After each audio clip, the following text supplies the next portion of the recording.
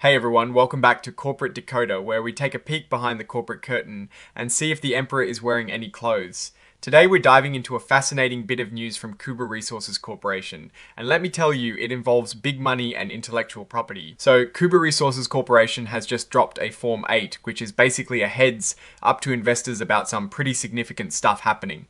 Think of it as a special bulletin. Now, the main event here is a non-binding corporation framework agreement.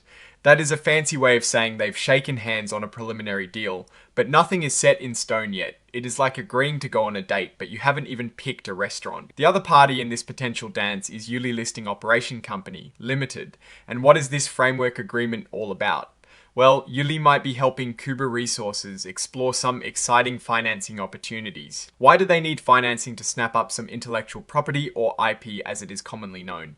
This is stuff like patents, trademarks, and software copyrights. Basically, the creative inventions and brand names that make a company unique. And we're talking about some serious cash here. They're looking at a potential financing amount of up to approximately 30 million US dollars.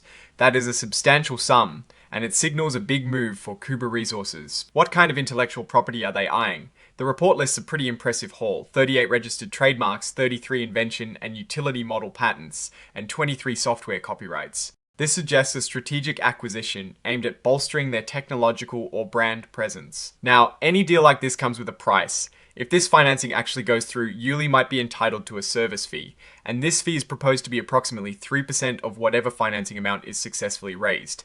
So, if they do secure that $30 million, Yuli could be looking at around $900,000 for their efforts. It is super important to remember that all these figures, the financing amount, the IP itself, and the fee are preliminary, indicative, and non-binding.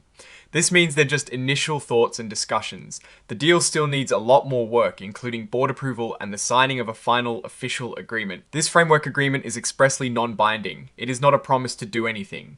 Neither Kuber Resources nor Yuli is committed to closing any financing or transaction. There are no definitive financing terms set yet, so don't get too excited assuming this 30 million is already in the bag. Interestingly, Kuber Resources has checked the box to be identified as an emerging growth company. This is a designation for companies with less than a certain amount of revenue that allows them to have some flexibility with reporting requirements. It indicates they are likely a smaller, growing entity looking to scale. The details we're discussing today are essentially part of a press release dated December 12th, 2025. This press release is filed as Exhibit 99.1. So what is my take on all of this? Kuber Resources is making a bold play here to acquire significant intellectual property. This shows a forward-thinking strategy, aiming to gain a competitive edge through innovation and brand recognition. The potential $30 million financing is a big signal of their ambition. However, the non-binding nature of the agreement is a major caveat. Investors should be cautious, as many things could still go wrong before a definitive agreement is signed. The key risks are that negotiations could break down, the board might not approve, or they might not be able to secure the full financing amount. On the flip side, if this deal goes through successfully, it could significantly transform Kuber Resources, giving them valuable assets to build upon. It is a high-stakes game of corporate strategy. Alright, that is our decode of Kuber Resources Corporation's latest filing. What is your take on these numbers and what they signal for the company's future? Do you think this IP acquisition is a smart move? Drop your thoughts in the comments below. If this analysis was valuable, hitting that like button really helps, and subscribe for more deep dives into corporate filings. Don't forget to check out our Discord community linked in the description. Thanks for watching. See you next time.